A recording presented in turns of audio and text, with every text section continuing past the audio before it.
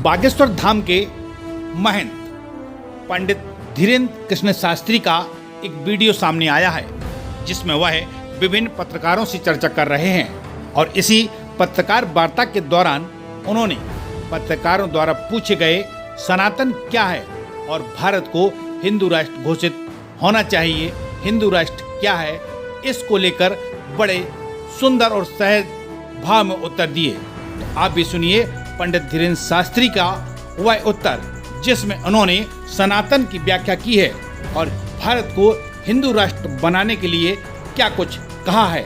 यह वीडियो राजकोट का है, जहां पत्रकारों ने धीरेन्द्र शास्त्री से कुछ सवाल किए थे। आप भी सुनिए इन सवालों के उत्तर। सनातन की व्याख्या क्या है? सनातन की व्याख्या बहुत सुंदर प्रश्न है, सुनिए।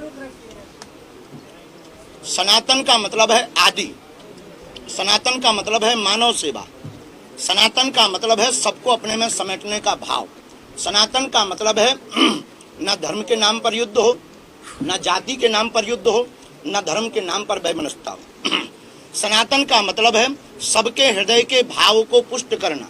सनातन का मतलब है पुरातन, सनातन का मतलब है जो अंत तक रहने वाला है। सनातन का मतलब है राम, राम का मतलब है राम राज्य, राम राज्य का मतलब है प्रजा प्रसन्न और देश का उत्थान। हिंदू राष्ट्र की बात कर रहे हैं, आपके अनुसार व्याख्या क्या है हिंदू राष्ट्र की? बहुत सुंदर प्रश्न है, सुनिए सुनिए।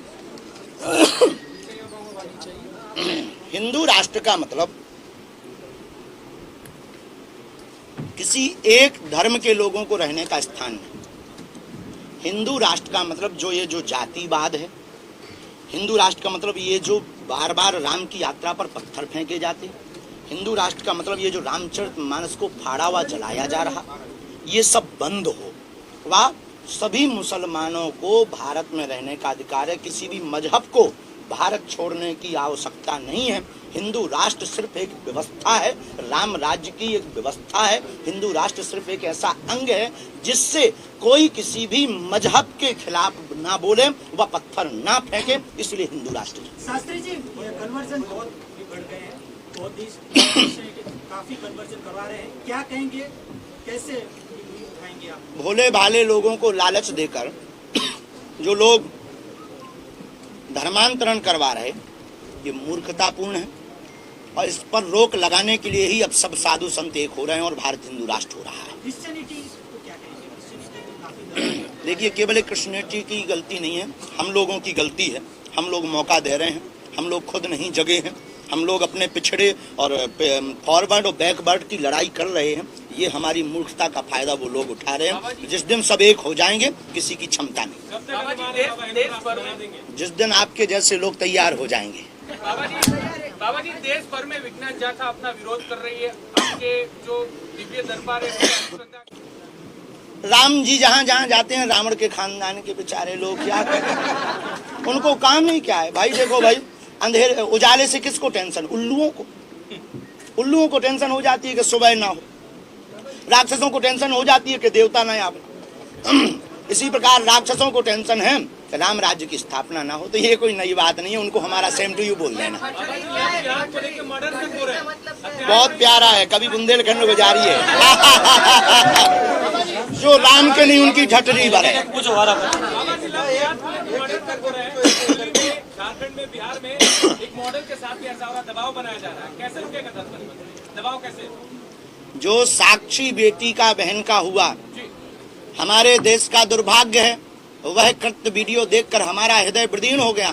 लोग हमसे कहते कि आप विवादित बातें करते हो, विवादित बोलते हो। हमारी बहन बेटियों के साथ जब ये अत्याचार होता है तो खून खौलता है। लोग हमसे कहते कि आप ऐसी उल्टी बातें क्यों कहते हो। अगर भारत अब हिंदू राष्ट्र ना हो तो कब हो?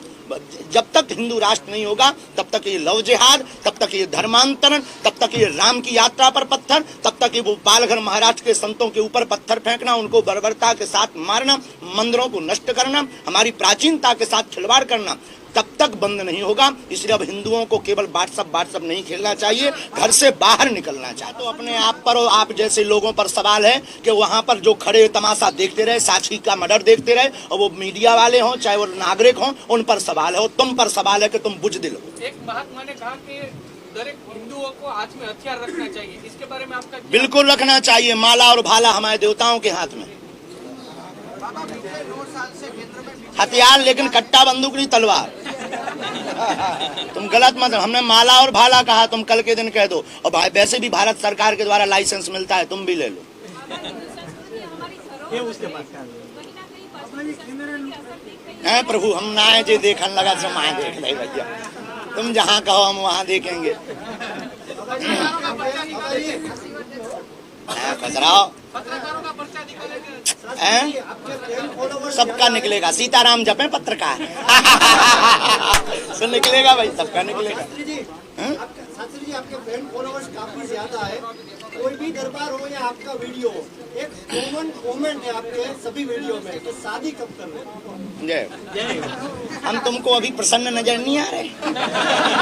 बिना शादी के प्रसन्न है? क्या विचार है कि हमारे चेहरे पे झुर्रियां पड़ जाएं?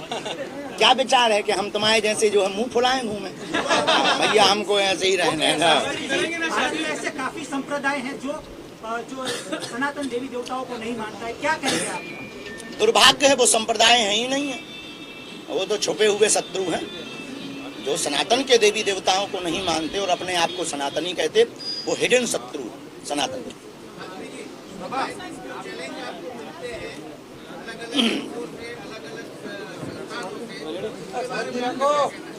देखिए, बहुत चैलेंज स्वीकार करके बहुत हमने परीक्षाएं दे दी हैं, बहुत लोगों को जवाब दे दिया है। अब ये फेमस होने का नया तरीका हो गया है, ठीक है। बागेश्वर धाम का नाम लो, चैलेंज दे दो, सो फेमस हो जाएंगे। ऐसे लोगों को यही कहेंगे कि उनको ज्यादा खुजली हो, चले आना हमारे पास। हम खुजली मिटा देंगे, हम उनके मूड के बाल तक बतवा देंगे अपने गुरु कृपा से। हम में क्षमता नहीं है, लेकिन हमारे बालाजी में क्षमता, हम खुजली मिटा देंगे। शास्त्री जी, कांग्रेस अगर आपके पास आती है, अरे हमारे लोग सबाउत आती है, कैसी उल्टी बात करते? तुम हमें बनाना क्या चाह रहे यार? तुम स्पेशली कहीं से रुपया लेकर आए का यार?